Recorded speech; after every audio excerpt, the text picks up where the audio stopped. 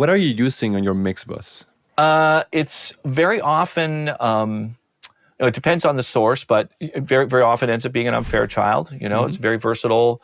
I love the MS processing that it does on a mix bus. It was something I was sort of wary of for a long time. It's like, do I really want it, compressing just mono information different than the stereo information? That seems weird to me. The stereo image is going to be sort of fluctuating and stuff.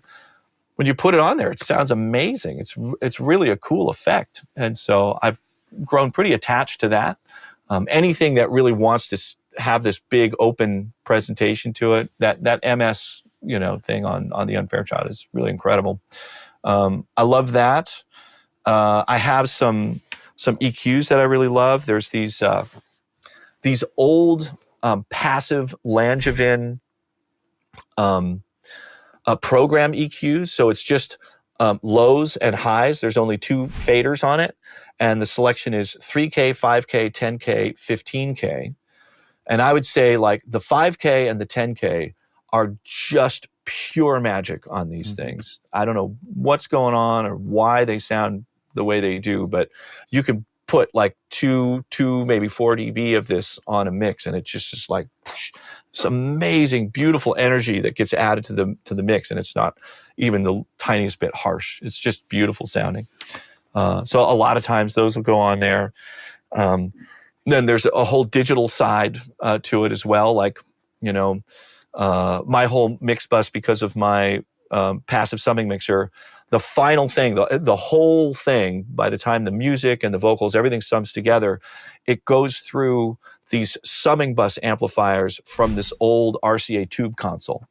And so I've been doing that for the last 2 or 3 years. 2.5 years, something like that. That's also amazingly beautiful sounding. Just glues everything together, and it just sounds like what I want music to sound like. It's pretty heavy-handed. There's a good amount of distortion in there, but, I'd rather do it with an old RCA tube, bus preamplifier than end up adding distortion in the mastering with a limiter, It just sounds more musical to me. So that's on there. I use C4 sometimes just to add more compression in the low end. I like the Little Labs VOG plugin, the Voice of God plugin, to thicken up the low end. That thing is very unique. The character of the low end that it adds is really cool. Sometimes I'll do that. And then, okay, let me see if I can remember the name of it. I've never tried the VOG one on the mix bus. Yeah, I highly recommend will do that. it. Yeah, we'll do that. Yeah, definitely. It's super fun.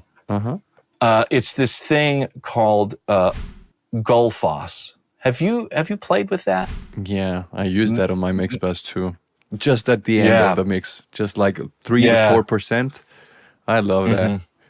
Yeah, that thing is black magic, man. I don't know what they're doing there, but have you tried incredible. that? I think they came out with a new distortion plugin. Oh, really? Yeah. Okay.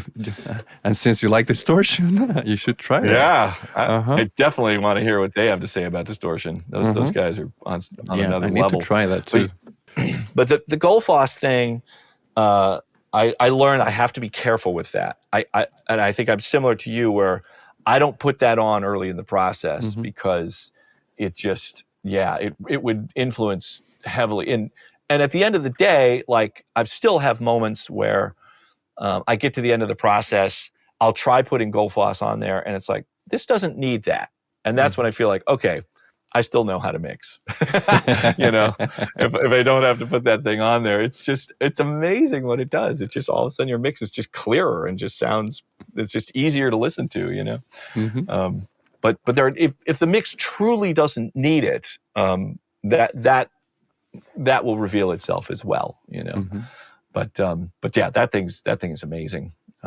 I used it heavily on the Grace Potter Mother Road record, because that record was mixed under somewhat challenging circumstances, with a very temporary, somewhat unreliable, monitoring setup. Yeah, boy, if anybody could have seen that, it was like, oh my God, how is this supposed to work? But we got it done. And that plugin helped a lot at the end of the process because I just couldn't hear clear enough to really be able to place things properly. And it did an amazing job of untangling things on some of those mixes.